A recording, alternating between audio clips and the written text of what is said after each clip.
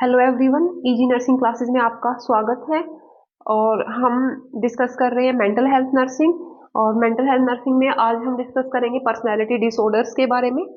तो सबसे पहले हम डिस्कस करेंगे पर्सनालिटी डिसऑर्डर्स क्या होते हैं।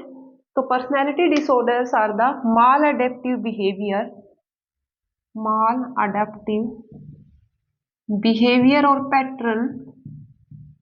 बिहेवियर और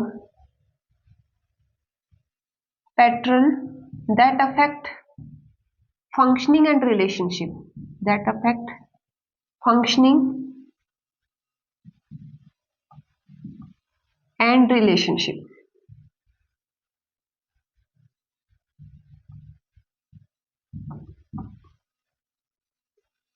तो पर्सनालिटी डिसऑर्डर को अगर हम डिफाइन करें तो personality disorders are the maladaptive behaviour pattern और trait that affect the functioning and relationship of a person.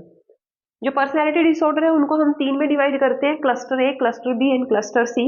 Cluster A में paranoid personality, schizoid, schizotypal. Cluster B में histrionic personality, narcissistic personality, borderline personality and the antisocial personality. Cluster सी में avoidant personality, dependent personality and the obsessive compulsive personality.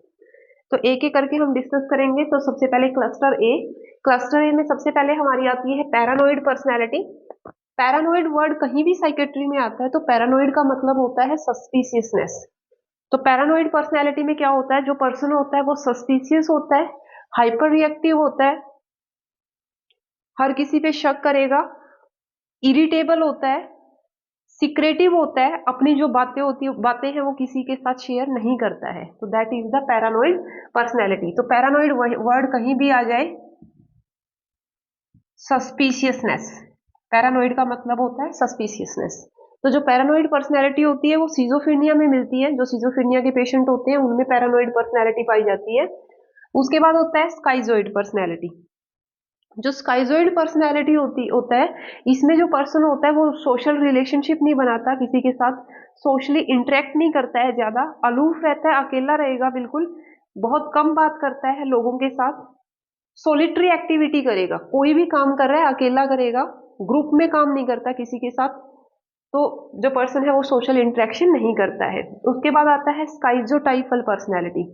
जो स्काइजोटाइफल personality होती है, इसमें जो person है वो अनयूजुअल बिहेवियर शो करता है, अनयूजुअल बिहेवियर, एबनॉर्मल और अनयूजुअल बिहेवियर शो करता है। ओवर थिंकिंग होती है पर्सन जो होता है, अजीब सी थिंकिंग होगी, अलग थिंकिंग होती है लोगों से। पेकुलर बिहेवियर शो करता है, पेकुलर का मतलब स्ट्रेंज, एकदम से स्ट्रेंज बोलना शुरू कर देता है, स्ट्रेंज एक्टिविटी करना शुरू कर देता है, तो उसको हम बोलेंगे पेकुलर बिहेवियर। तो जो स्काइजोटाइफल पर्सनैलिटी का वाले होते हैं तो उनमें बिजारी बिहेवियर होता है, पेकुलर लैंग्वेज शो करते हैं, पेकुलर बिहेवियर शो करते हैं, अनयूजुअल बिहेवियर होता है, एबनॉर्मल बिहेवियर शो करते हैं, स्ट्रेंज होते हैं, एकदम से कुछ भी करने लग जाते हैं, अनयूजुअल कुछ भी बोलने लग जाते हैं। तो दैट इज द स्काइजोटाइफल पर्सनैलिटी। उसके बाद ग्रुप बी में हमारा आता है हिस्ट्रियोनिक पर्सनैलिटी। हिस्ट्रियोनिक पर्सनैलिटी का मतलब होता है अटेंशन सीकिंग। ऐसी एक्टिविटी करता है, जो पेशेंट है ऐसी एक्टिविटी करेगा पर्सन कि दूसरे जो है उसके ऊपर फोकस करे।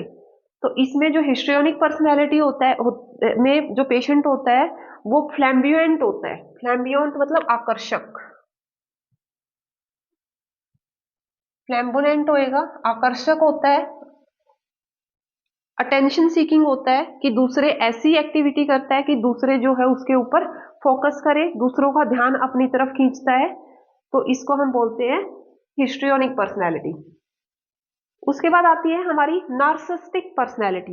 नार्सिस्टिक पर्सनैलिटी में क्या होता है, जो पर्सन होता है वो सेल्फ इंपोर्टेंस देता है, खुद को, खुद से ज्यादा इंपोर्टेंस किसी को नहीं देता है। सेल्फ एडमायरेशन, खुद की ही तारीफ करता है, खुद पे ही उसका फोकस होता है, खुद के बारे में ही बातें करता है, खुद की ही तारीफें करता है, खुद को ही इंपोर्टेंस देता है। तो that is the narcissistic personality. उसके बाद हमारा आता है border line personality.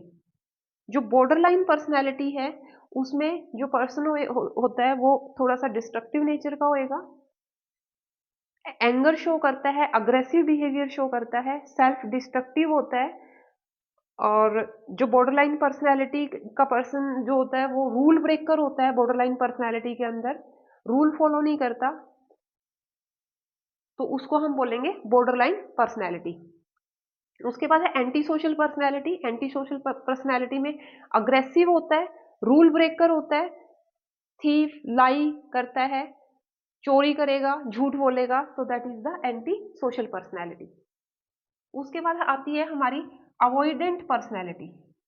Avoidant personality में जो पर्सन होता है दूसरों को अवॉइड करता है, दूसरों से बात नहीं करता, दूसरों को, इसमें क्या होता है उसको रिजेक्शन का फियर होता है, सबसे ज्यादा fear of criticism and rejection.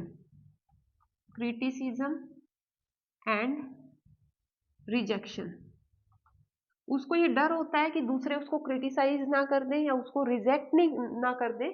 तो ऐसी जो पर्सनैलिटी होती है उसको हम क्या करते हैं, अवॉइडेंट पर्सनैलिटी बोलते हैं।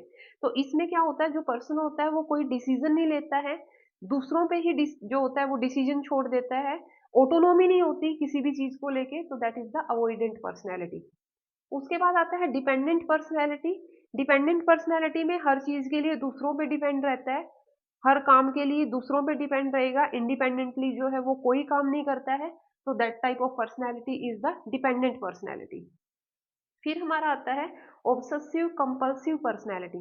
जो ऑब्सेसिव कंपल्सिव पर्सनैलिटी वाले होते हैं, these are the perfectionist. Perfectionist होते हैं, रूलर होते हैं, अपने रूल्स बनाते हैं, हर काम को परफेक्ट करते होते हैं, तो उनको बोलते हैं ऑब्सेसिव कंपल्सिव पर्सनैलिटी। एक डिसऑर्डर भी सुना होगा आपने, ऑब्सेसिव कंपल्सिव डिसऑर्डर होता है जिसमें क्या होते हैं, ऑब्सेशन का मतलब होता है कि बार बार जो है रिपीटेडली जो थॉट्स और आइडिया है वो बार बार माइंड में आ रहे हैं, और उससे जो है एंजाइटी हो रही है पर्सन को, और उस एंजाइटी को रिलीव करने के लिए वो जो एक्ट कर रहा है that is called the compulsion. तो इसमें जो होता है एक ही काम को जो पर्सन है वो बार बार रिपीट करता है एक ही काम को, तो उसको हम बोलते हैं ऑब्सेसिव कंपल्सिव पर्सनैलिटी। तो इसमें एक ही काम को बार बार चेक करते हैं कि हर काम में परफेक्शनिज्म देखते हैं, तो that personality is called obsessive compulsive personality. तो ये हमारे डिसऑर्डर थे पर्सनैलिटी के, cluster A, cluster B and cluster C. बहुत इंपॉर्टेंट है, एक क्वेश्चन जो है वो पर्सनैलिटी डिसऑर्डर से जरूर पूछा जाता है। तो आई थिंक आपको सारे क्लियर हो गए होंगे किस टाइप की पर्सनैलिटी में क्या होता है। तो चैनल को ज़्यादा से ज़्यादा लाइक कीजिए, सब्सक्राइब कीजिए। Thank you.